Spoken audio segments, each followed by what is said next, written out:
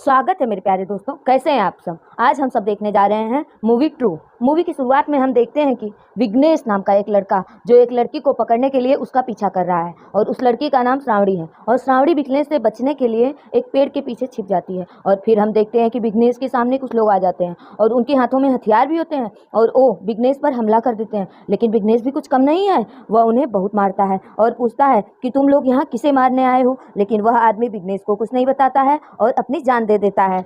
यहाँ हमें विघ्नेश को देखकर यह पता चल जाता है कि विघ्नेश किसी राज की सच्चाई पता करने आया हुआ है। अब हमें अतीत का वह दृश्य दिखाया जाता है जब विघ्नेश अपनी गर्लफ्रेंड श्रावणी को अपने माता पिता से मिलवाने लाता है। अब दोस्तों, आप सोच रहे होंगे कि अगर श्रावणी विघ्नेश की गर्लफ्रेंड है तो शुरुआत में विघ्नेश श्रावणी का पीछा क्यों कर रहा था। गुड क्वेश्चन है। तो दोस्तों, इस बात की सच्चाई आपको मूवी के अंत में जरूर पता चल जाएगी। देखते रहिए। फिर विघ्नेश के परिवार से मिलती है, लेकिन विघ्नेश के पिता की श्रावणी पर बुरी नज़र होती है और इसलिए जब श्रावणी उनके पैर छूती है तो विघ्नेश के पिता उसे गलत तरीके से छूने की कोशिश करते हैं और इस पर श्रावणी को भी पता चलता है कि विघ्नेश के डैड बिल्कुल भी सही आदमी नहीं है और वह सीधे विघ्नेश से कहती है कि नहीं नहीं नहीं, मुझे कुछ गलत लग रहा है, इसलिए मैं घर जा रही हूँ। और इसके बाद हम वर्तमान में श्रावणी की दोस्त को देखते हैं जिसकी गाड़ी बंद हो जाती है और वह श्रावणी को फ़ोन लगाकर मदद के लिए बुलाती है। और कुछ समय बाद जब श्रावणी उस स्थान पर पहुँचती है तो वहाँ उसकी दोस्त दिखाई नहीं देती। तभी विघ्नेश श्रावणी के पीछे आ जाता है और उसे किडनैप कर लेता है, क्योंकि असल में विघ्नेश को पता था कि श्रावणी यहाँ आने वाली है और इसलिए विघ्नेश ने पहले से ही श्रावणी को किडनैप करने की प्लानिंग कर रखी थी। उसे किडनैप करने के बाद विघ्नेश उसे अपने कमरे में बंद कर देता है। अब हमें अतीत का वो सीन दिखाया जाता है जब विघ्नेश लंदन में अपनी पढ़ाई कर रहा होता है और लंदन से आने के बाद उसे पता चलता है कि उसके पिता की मौत हो गई है और एक खबर सुनकर विघ्नेश को बहुत बड़ा झटका लगता है। फिर विघ्नेश अपनी माँ से पूछता है कि पापा का अंतिम संस्कार किसने किया। इस पर उसकी माँ बताती है कि तुम्हारा लंदन में एग्जाम चल रहा था, इसलिए मैं तुम्हें तुम्हारे पापा के मौत के बारे में नहीं बता पाई थी बेटा, और इसी कारण तुम्हारे दोस्त मणि ने तुम्हारे पापा का अंतिम संस्कार किया। फिर विघ्नेश मणि से मिलता है और उससे अपने पिता के मौत का कारण पूछता है। इस पर मणि उसे बताता है कि एक दिन अंकल जब जंगल से आ रहे थे तो जंगल के बीच में एक खुला वायर पड़ा हुआ था, इसलिए अंकल वायर हटाने गए, लेकिन वायर हटाते समय उन्हें करंट लग गया और इसी कारण से उनकी मौत हो गई। अब ये सारी बातें सुनने के बाद विघ्नेश मणि से कहता है कि प्लीज़ मुझे उस स्थान पर ले चलो जहाँ मेरे पापा की मृत्यु हुई थी। मणि फिर विघ्नेश को उस स्थान पर लेकर जाता है। वहाँ कुछ जांच पड़ताल करने के बाद विघ्नेश मणि से कहता है कि भाई, मेरे पापा की मृत्यु नहीं हुई थी बल्कि उन्हें मारा गया है, क्योंकि इस स्थान पर किसी आदमी के पैरों के निशान भी है और इसलिए मुझे लगता है कि पहले उन्हें प्लान बनाकर मारा गया, फिर उन्हें घसीट कर यहाँ लाया गया जिससे ये लगे कि वे करंट लगकर मर गए। यहाँ से विघ्नेश अपने घर पर जाता है और उन सभी लोगों की तस्वीर अपने सामने रखता है जिस पर उसे शक होता है। विघ्नेश सबसे पहले अपने पापा के दोस्त के घर जाता है और उनसे पूछता है कि आप और मेरे पापा बचपन के दोस्त हैं ना, और आप उनके बारे में जानते होंगे। पूछने पर कि मेरे पिता को किसने मारा या उन्हें कौन मार सकता है, तो वह आदमी बताता है कि तुम्हारे पिता की मृत्यु करंट लगने से हुई थी, यह सबको पता है। अब मुझे नहीं पता कि वह मर गए या उन्हें किसने मारा, मुझे कुछ नहीं पता। पर विघ्नेश को अभी भी यकीन नहीं होता कि उसके पापा की मौत शॉक लगने से हुई है, इसलिए विघ्नेश अपनी खोजबीन फिर भी जारी रखता है। विघ्नेश हर जगह जाकर अपने पिता के बारे में पूछना शुरू कर देता है और गांव-गांव जाकर उन लोगों की डिटेल्स निकालता है जिन जिन पर उसे शक होता है और इस काम में विघ्नेश पुलिस की भी हेल्प लेता है। अब विघ्नेश कातिल को पकड़ने के लिए पूरे गांव में हिडन कैमरा लगा देता है। फिर एक रात होता यह है कि विघ्नेश जब घर पर होता है ना, तभी एक आदमी विघ्नेश को पीछे से आवाज़ देता है और उस आदमी को देखकर लगता है कि शायद वह आदमी विघ्नेश को कुछ बताना चाहता है। पर जैसे ही विघ्नेश उसकी आवाज़ सुनता है, पीछे मुड़कर देखता है तो वहाँ पर कोई नहीं दिखता। अब विघ्नेश घर जाकर कैमरा चेक करता है तो कैमरे में वही व्यक्ति दिखाई देता है जिसने उसे बुलाया था। उस समय वो आगे कैमरे में देखता है तो कुछ लोग उस आदमी को पकड़कर लेकर चले जाते हैं और यहाँ से विघ्नेश का शक और भी पक्का हो जाता है कि उसके पिता की हत्या हुई है। अब उसने गांव में जितने भी कैमरा लगाए हुए होते हैं उसके साथ वह रिकॉर्डर भी लगा देता है जिससे वो सबकी बातें सुन सके।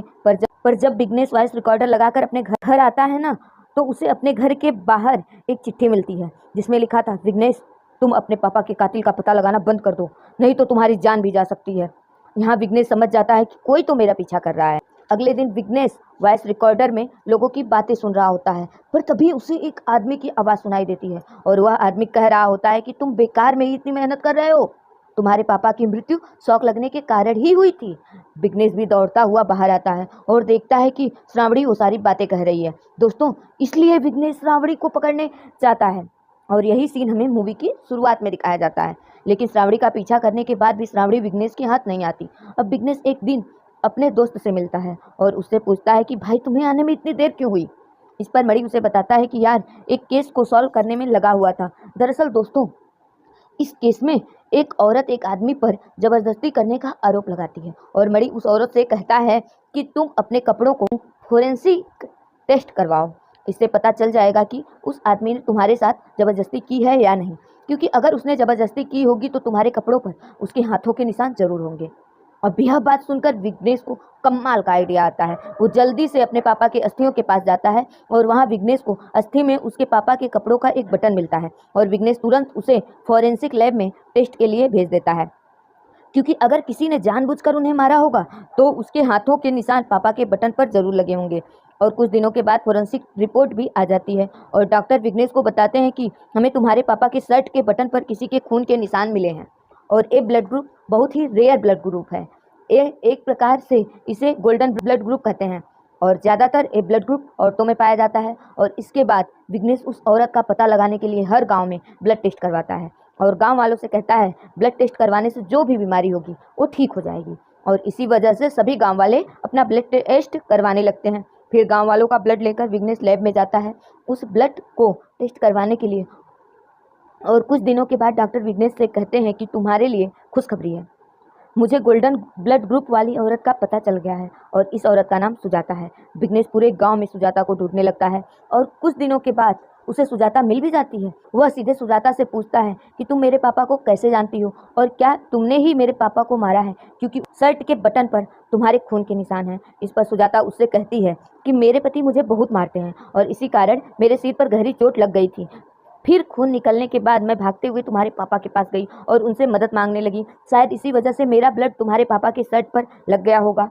ये सारी बातें सुनने के बाद विघ्नेश सुजाता को छोड़ देता है। लेकिन कुछ देर बाद सुजाता उससे बताती है कि जिस दिन तुम्हारे पापा की मृत्यु हुई थी ना, उसी रात तुम्हारे पापा का सुधाकर नायडू नाम के एक आदमी से झगड़ा भी हुआ था। और फिर क्या, विघ्नेश सीधे भागते हुए सुधाकर नायडू के पास जाता है, उसकी गर्दन पकड़ता है और पूछता है तुमने मेरे पापा को क्यों मारा। इस पर सुधाकर उसे बताता है कि मैंने तुम्हारे पापा को नहीं मारा, हाँ हमारा झगड़ा जरूर हुआ था। वो क्या है ना कि तुम्हारे पापा ने मुझे 5 लाख रुपए दिए थे और जब मैं उनके पैसे नहीं लौटा पाया तो वो मुझे मारने आ गए और फिर हम दोनों का फैक्ट्री में झगड़ा भी हुआ, लेकिन मैंने तुम्हारे पापा को नहीं मारा। लेकिन विघ्नेश को उसकी बातों पर विश्वास नहीं हुआ और वो फैक्ट्री में सीसीटीवी चेक करने चला गया। इतने में सुधाकर अपने आदमियों से कहता है कि विघ्नेश फैक्ट्री में आ रहा है और तुम लोग उसे संभाल लेना। तभी विघ्नेश फैक्ट्री में आ जाता है और सीसीटीवी फुटेज मांगता है, लेकिन फैक्ट्री का वर्कर उससे कहता है कि सीसीटीवी फुटेज कूड़ेदान में पहले ही फेंक दिया गया है। और विघ्नेश को बड़ी टेंशन होती है। विघ्नेश परेशान होकर कूड़ेदान के पास जाता है और सारे सीसीटीवी फुटेज ढूंढने लगता है और कुछ देर बाद के बाद फुटेज मिल जाता है और फिर विघ्नेश उस फुटेज को घर लेकर आता है और जब उसे अपने लैपटॉप पर चलाता है तो क्या देखता है, उसके पैरों से जमीन खिसक जाती है, क्योंकि फुटेज में विघ्नेश अपने पापा को मार रहा होता है और उनकी मौत उसी की वजह से ही होती है, यानी खुद विघ्नेश की वजह से। ओ भाई, है ना दोस्तों दिलचस्प। अब इसका मतलब कि विघ्नेश जिस कातिल को इतने दिनों से ढूंढ रहा था वो खुद विघ्नेश ही है। ऐसा कैसे हो सकता है। कोई नहीं, आप पूरा वीडियो देखिए, अभी कई सारे राज से पर्दा उठने वाला है। अब आप फुटेज देख सकते हैं। इसके बाद विघ्नेश को खुद पर यकीन नहीं होता कि मैं ऐसा कर सकता हूँ और मैंने ऐसा कब किया। दोस्तों, वह भी यही सोच रहा है, क्योंकि वह अपने पापा से बहुत ही ज़्यादा प्यार करता था, तो वह ऐसा कैसे कर सकता है। तभी विघ्नेश फुटेज में देखता है कि उसके फ़ोन में एक लड़की का नंबर है। वह उस नंबर के मालिक का पता लगाने के लिए उस नंबर को साइबर में भेज देता है और साइबर वाला उसे बताता है कि यह नंबर श्रावणी नाम की एक लड़की का है। इसके बाद विघ्नेश श्रावणी के फ़ोन को ट्रेस करता है, उसका पता भी लगा लेता है और फिर श्रावणी को किडनैप कर उसे अपने कमरे में बंद कर देता है। और यही सीन आपको मूवी की शुरुआत में दिखाया गया था। तो आ जाइए वापस प्रेजेंट में। अब मूवी प्रेजेंट में आ जाती है। तो दोस्तों, हम आपको बताते हैं कि यह मूवी बार बार पास्ट प्रेजेंट करती रहेगी, इसलिए ध्यान से देखिएगा। इसके बाद विघ्नेश श्रावणी से पूछता है, क्या तुमने ही मेरे पापा को मारा है, साफ साफ बताओ। श्रावणी उससे कहती है कि मैंने तुम्हारे पापा को नहीं मारा है। और फिर मूवी भूतकाल में जाती है तो दिखाते हैं जब विघ्नेश श्रावणी को अपने परिवार से मिलवाता है तो विघ्नेश के पिता की हरकतें देखकर श्रावणी समझ जाती है कि यह गलत आदमी है, इसकी नज़रें बहुत गंदी है और इसलिए श्रावणी उसका पीछा करती है। और उसे पता चल जाता है कि विघ्नेश के पापा को जो औरत पसंद आती है वो उसको हासिल करके रहते हैं। जो भी औरत इनकार कर देती है तो वह उस महिला के पति को ही मार डालते हैं। दोस्तों, यहाँ आप समझ सकते हैं कि विघ्नेश के पिता एक तरह के साइको व्यक्ति हैं जो अपनी हवस पूरी करने के लिए किसी भी हद तक जा सकते हैं। अब एक दिन मधुबनी नाम की एक टीचर विघ्नेश के पिता के पास आती है और उन्हें 15 अगस्त पर मुख्य अतिथि के रूप में इनवाइट करती है। लेकिन विघ्नेश के पिता की बुरी नज़र मधुबनी पर भी पड़ती है और मधुबनी को पाने के लिए वह मधुबनी के पति के खिलाफ एक झूठा केस लगाकर जेल में डलवा देते हैं। और मधुबनी को यह बात पता नहीं होती कि उसके पति को जेल में भेजने वाले विघ्नेश के पापा ही हैं। और अब मधुबनी को अपने पति को छुड़ाने के लिए 1 लाख रुपए की ज़रूरत पड़ती है और इसी वजह से मधुबनी विघ्नेश के पापा से 1 लाख रुपए लेकर अपने पति को छुड़वा लेती है। इसके बाद जब मधुबनी का पति विघ्नेश के पापा को धन्यवाद करने आता है तो विघ्नेश के पिता उससे कहते हैं कि मेहरबानी के बदले मैं अपनी पत्नी को मेरे पास भेज दो। और यह बात सुनकर मधुबनी का पति विघ्नेश के पिता से लड़ाई करने लगता है और वही विघ्नेश के पापा मधुबनी के पति को जान से मार देते हैं। और अब पति की मृत्यु के बाद मधुबनी बहुत दुखी हो जाती है और मधुबनी को ये बात पता नहीं होती कि विघ्नेश के पापा ने ही उसके पति को मारा है। लेकिन अब आगे देखो क्या हुआ। एक दिन ऐसा हुआ कि विघ्नेश के पिता मधुबनी के घर आते हैं और उससे कहते हैं कि तुम मेरे पैसे कब लौटाओगी। मधुबनी कहती है देखिए अभी तो मेरे पास पैसे हैं नहीं। इसके बाद विघ्नेश के पिता उससे कहते हैं कि ठीक है, अगर तुम्हारे पास पैसे नहीं है तो कोई बात नहीं, तुम्हें बस मेरे साथ सोना होगा वरना मैं तुम्हें जेल में डाल दूंगा। बेचारी मधुबनी के पास कोई चारा नहीं होता, इसलिए उसे विघ्नेश के पिता की बात माननी पड़ती है। वहीं दूसरी तरफ मधुबनी के दोनों बच्चे पूरी बात सुन लेते हैं और दोनों बच्चे अपनी माँ पर हो रहे अत्याचार को देख नहीं पाते और इसलिए दोनों बच्चे मिलकर एक पत्र लिखते हैं जिससे उन्होंने अपनी माँ पर हो रहे अत्याचारों के बारे में लिखा होता है। और दोनों बच्चे सदमे में आ जाते हैं और दोनों बच्चे मिलकर इस पत्र को कलेक्टर को देने जा रहे होते हैं। लेकिन तभी विघ्नेश के पिता को इस बारे में पता चल जाता है और इसलिए विघ्नेश के पिता अपने आदमियों से कहते हैं कि जाकर उन दोनों बच्चों को मार डालो। और जैसे ही वो दोनों बच्चों को मारने वाले होते हैं ना, इसी बीच विघ्नेश वहाँ आ जाता है और उन दोनों बच्चों को बचा लेता है। जिसके बाद विघ्नेश उन बच्चों का पत्र पढ़ता है और उसे अपने पिता की हरकत जानकर बहुत ही ज़्यादा बुरा लगता है, पर चाहकर भी वो विघ्नेश कुछ नहीं कर सकता था। फिर कुछ दिनों बाद विघ्नेश के घर पर उसकी कजिन सिस्टर आती है और हमेशा की तरह विघ्नेश के पापा की गंदी नज़र उसकी कजन पर भी पड़ती है और ये बात विघ्नेश की माँ को साफ साफ पता चल जाती है। फिर एक रात विघ्नेश के पिता सुजाता के घर जाते हैं, लेकिन इस बार सुजाता उनके साथ सोने से पूरी तरह मना कर देती है। फिर विघ्नेश के पिता सुजाता को बहुत मारते हैं और इस वजह से सुजाता के सिर से खून निकला था और फिर सुजाता विघ्नेश के पापा का शर्ट पकड़ लेती है। तो दोस्तों, विघ्नेश के पिता के शर्ट पर सुजाता के खून की असली वजह यही है और इसका मतलब सुजाता ने विघ्नेश से जो कहा वो सब झूठ था। लेकिन आपके दिमाग में एक बात जरूर चल रही होगी कि आखिर सुजाता ने विघ्नेश से झूठ क्यों बोला।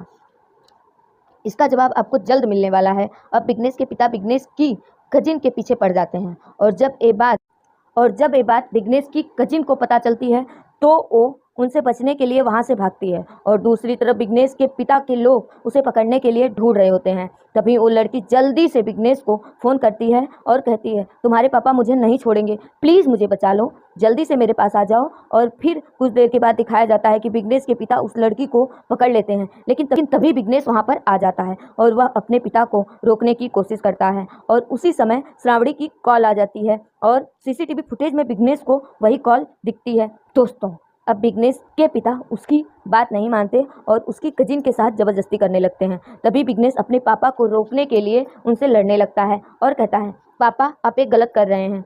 इसी बीच दोनों की लड़ाई शुरू हो जाती है और इस लड़ाई में विघ्नेश अपने पापा को मार देता है।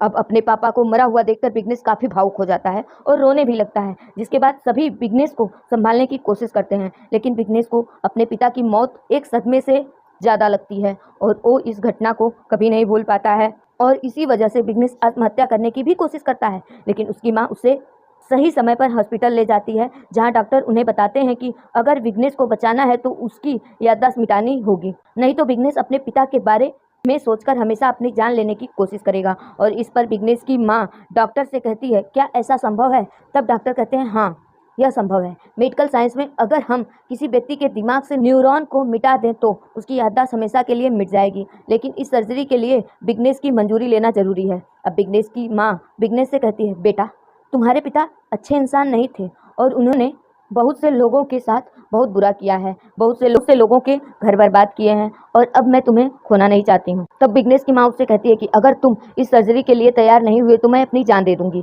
और इसके बाद विघ्नेश सर्जरी के लिए मान जाता है और सर्जरी के बाद डॉक्टर विघ्नेश की माँ से कहते हैं कि अब विघ्नेश की सारी यादें मिट चुकी है और इस बात का ध्यान रखना कि विघ्नेश को इसके पापा के बारे में कुछ भी पता नहीं चलना चाहिए। और इसलिए विघ्नेश की माँ श्रावणी से कहती है कि बेटी, तुम्हें विघ्नेश को भूल जाना चाहिए क्योंकि तुम्हें देखकर विघ्नेश को बीती बातें याद आ सकती है। और दोस्तों, आपने मूवी की शुरुआत में देखा होगा कि श्रावणी बार बार विघ्नेश से दूर भागती रहती है, यही है इसकी असली वजह। और साथ ही पूरा गांव विघ्नेश की माँ से वादा करता है कि वे कभी भी विघ्नेश को बीती बातें याद नहीं दिलाएंगे। और इसलिए सुजाता ने भी विघ्नेश से जानबूझकर झूठ बोला था कि तुम्हारे पिता एक अच्छे इंसान हैं। और फिर दोस्तों, मूवी की प्रेजेंट में हम देखते हैं कि विघ्नेश को सब कुछ पता चल जाता है और वह फैसला करता है कि अब वह स्वयं को पुलिस के हवाले कर देगा क्योंकि असल में उसने मर्डर किया है, जिसके बाद पुलिस विघ्नेश को अरेस्ट कर लेती है। और दोस्तों, इसी के साथ ये मूवी यहीं खत्म होती है। और हाँ दोस्तों, ये मूवी आपको पसंद आई हो तो लाइक करें, चैनल को सब्सक्राइब करें, एक प्यारा सा कमेंट जरूर करें।